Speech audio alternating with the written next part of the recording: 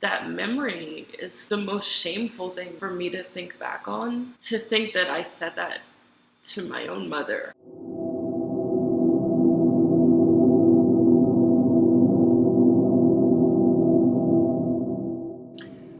Hi everybody, and welcome back to an Invisible and Invisible Illness Awareness Project. So, this week I want to talk about racism.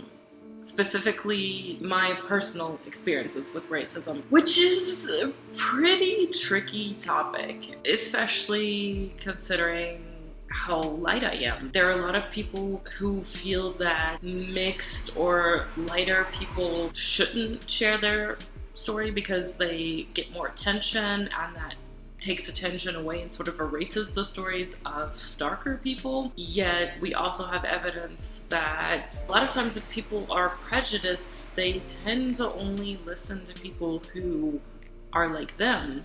So if you want a guy to stop some sexist behavior, typically the best stance is to have another guy talk to him because he's more likely to listen.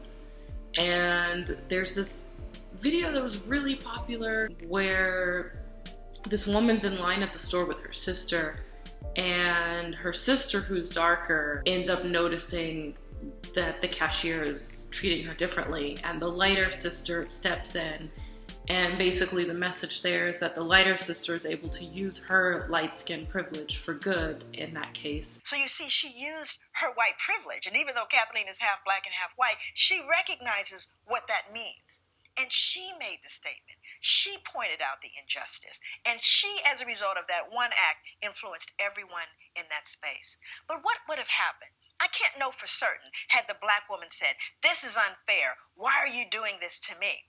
Would it have had the same impact? But Kathleen knew that she walked through the world differently than I did. And she used her white privilege to educate and make right a situation that was wrong. That's what you can do every single day. And that is exactly what I'm hoping to do here.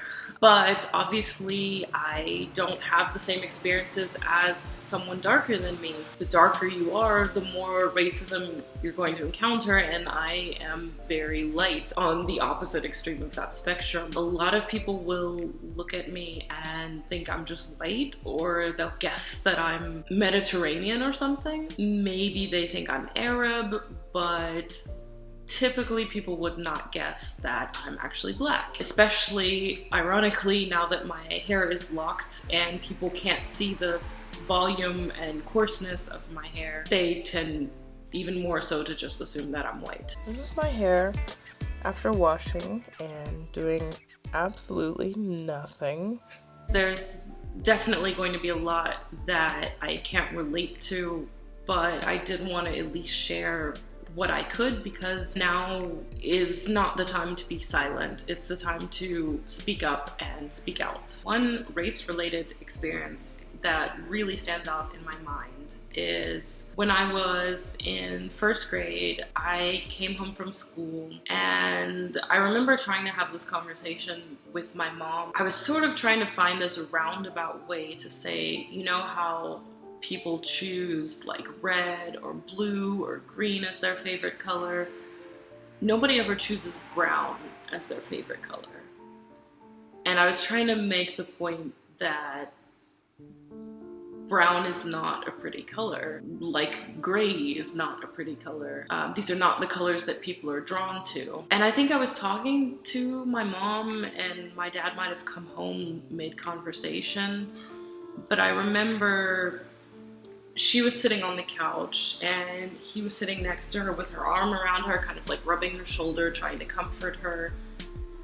And I was on the floor in front of them with this table with my crayons, I guess, drawing. And it was like as soon as I made my point, I just kind of like got up and like flung myself in her arms. And I mean, I was upset too, but that memory is something that is like the most shameful thing for me to think back on. To think that I said that to my own mother, that And I did not expect to get emotional about this, but wow. Yeah, I mean, just imagine to say, like, the color of your skin is not beautiful. And that's not to say that she was unattractive or her skin wasn't beautiful. It was just like the idea of the color itself. And that memory is something that has really just, I mean, like, weighed on me for such a long time. And I mean, maybe it's something like, if I could talk to her, I would ask if she remembers that or what she was thinking in that moment. But I mean, imagine hearing that from a 6-year-old and not even being able to really, like, convey how hurtful that is. And I mean, it took me like the longest time to finally realize, like, there's no way that I would have just come up with this out of nowhere. If I was saying something like that, it must have been because somebody said something to me. Because obviously, like, this is my mother. I've been with her since the day I was born. For me, there was nothing strange about her. You know, it wasn't like unusual that we had 2 different skin colors. This is just, you know, how things were in my family. You know, this is something that I never questioned. So for me to come home and say something like that, it took me a really long time to sort of piece together and say, okay, I must have been having a conversation with someone in school where they asked me what my favorite color is, and I probably said brown. Now I am sure that something must have happened. That's something that a lot of people with darker skin do have to deal with, and you know, fortunately not coming from their immediate family, but you know, you do get a lot of comments about the color of your skin, which are really hurtful. Another memory that really stands out is when my brother was, I think, in 4th grade. He learned about slavery in school, and he came home and he asked our mom,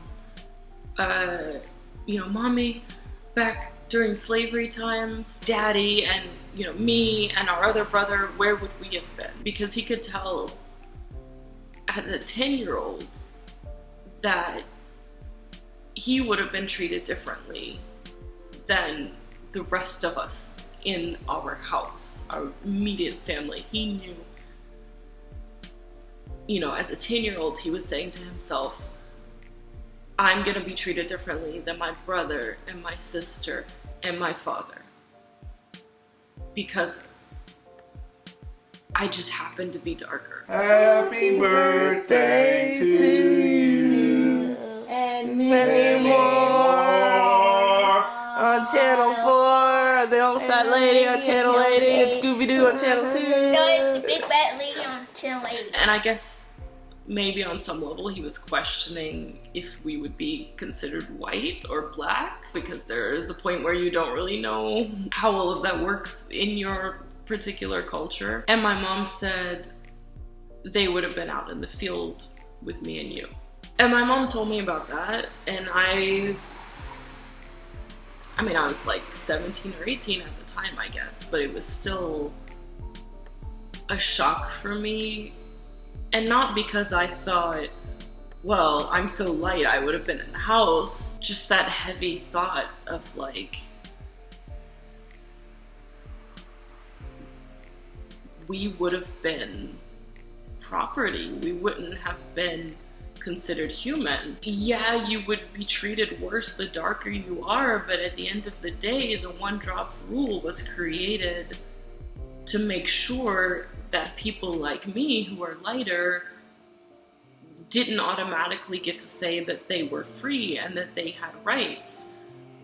So I would have been considered property just as much as someone darker than me. That's just heavy. I feel that the way that I was taught history in school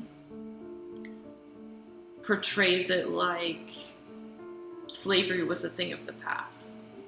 Segregation was a thing of the past. And it gives you the impression that racism ended with segregation. They might not say that explicitly, but they're also not talking about racism today. This is something you learn in history class. You don't learn it under the filter of current events. You know, it doesn't reach that far. So I am ethnically Louisiana Creole, which means that my ancestors came from Louisiana, and it's a very specific culture. Within this ethnicity, you're not necessarily any specific race or skin tone. You kind of cover the whole spectrum. So because of this whole one drop mentality that exists in the States, even the members of my family who are very light like I am have all identified as Black. So that also puts me in a unique situation, because a lot of times if someone is as light as I am and they identify as Black, they actually do have one side of the family who's white. In my case, both of my parents identify as Black, even though one is a lot lighter than the other. My grandmother would say that her mother was damn near white, so white that she could pass, that she could get away with sitting in the front of segregated buses. My mama was damn near white. When we got on the bus, front seats were reserved for white people. My mother would always sit on those front seats. It's interesting because I never had this sort of like divide between the Black side and the white side. Instead, I was able to watch my parents having conversations as two Black people, even though my mom was often mistaken for Indian or Mexican. In South Africa, we had all these titles, and he said to me, he said, well, you know, Trevor, if you go out to America, they'll label you as Black. 18 hours of flying and I wasn't Black. I was Mexican. Ignoring the fact that Indians and Mexicans also come in any skin tone. And my dad looked like a white person with a tan. Is it so hard to believe that my father's Black? You think this is a year-round tan? But I remember seeing them talking about TV shows and pointing out that, oh, this show looks like they have like, you know, 2 Black actors in this show. Like, wow, that's a lot of representation. And for me at the time, because I had this very idealistic worldview when I was younger, I felt like it was wrong of them to point out, to even pay attention to the race of the actors in the show and how many were of each race. And that's something I see now. You do have to pay attention to this kind of stuff when there's inequality. And if you want to achieve that balance, you have to first be aware of the problem and discussing it in order to, you know, find a solution and work toward that solution. And it's very obvious to me at this point in my life that there seems to be this formula where you have one woman who's going to be white, one Black male, one Asian male. You know, this is how they do representation. If they represent any other minority group, like they have a disability, they're also going to be white, because it's like you can only fit into one minority box at a time, basically, in the world of TV. So that was a realization I had to come to. And I can tell you, I remember always hearing about when you're like the only Black kid in the class and you just have this feeling like you stand out, and like no matter what you do, all eyes are on you. And I didn't really understand that feeling firsthand until I went to India and I was the one that stuck out. And I realized just because I look so different from everyone else, if I make a sudden move, it's like all eyes will be on me. That was a very eye-opening experience for me. That was something that even though I had heard about it, it didn't really hit me until I experienced that firsthand. Even though I come from a Black family, there's still things that I didn't realize myself, where I thought with the mainstream things, and I had to learn things, and it's like incredibly embarrassing for me to think back at this time, but I guess the moral of the story is you can learn. You know, it's never too late to learn and evolve and inform yourself. You know, realize what you're doing. There's so many things about racism and sexism that are so normalized that I didn't even realize that this stuff was going on until I watched a documentary about it, and then it's like my eyes are opened. And at that point, it's hard to understand why everyone else doesn't see it, but they don't have the same information. So, you know, it is very important to speak up, spread the word, educate people. And another thing is, I've seen a lot of Black people posting on Twitter lately saying, like, we don't want to educate you. We don't want to have to explain all of this. And that is totally understandable, because think about it. So much information has already been put out there for you, but to have to explain it yourself over and over again is incredibly draining. And this is something I've experienced. I mean, like, I have gotten into plenty of conversations trying to educate people about racism. I've also been in plenty of conversations about explaining my health problems, which is something that has been more of a struggle for me, mainly because I'm asking for donations, so I have to prove that my health problems are legitimate, and I have to explain it over and over again. And there's just a point where you're just burnt out, and you know, as patient as I am,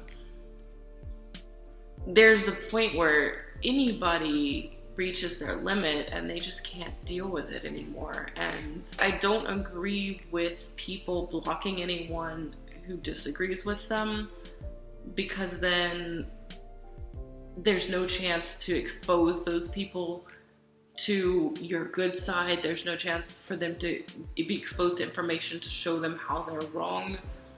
But at the same time, I understand that you have to protect yourself. At a certain point, you have to say, I'm the priority here. I need to cut out this negativity and try to have something positive in my life and to enjoy myself. And if these people are ready to be educated, because obviously you can't force people to change, then they will go looking for that information and they will educate themselves. I guess my message here is, if you don't know, search. The information is out there. This has gone on long enough. This is too much. It looks like the world is headed in a very scary direction, and I really hope that the current situation can instead serve as a wake-up call and a push for us to go a little bit farther to make more progress, because the problem is still there. There's so many things that need to be addressed to start evening things out. And I think we're at a great point now where there are interracial friendships and relationships a lot more than there were in the past, but there's still, on a structural level, there's a lot more change that needs to come. And if that structural aspect can be improved, then I would think we would see a lot of sort of implicit biases, sort of like, you know, subconscious things that people think and do and feel that are unjustified, that are prejudiced.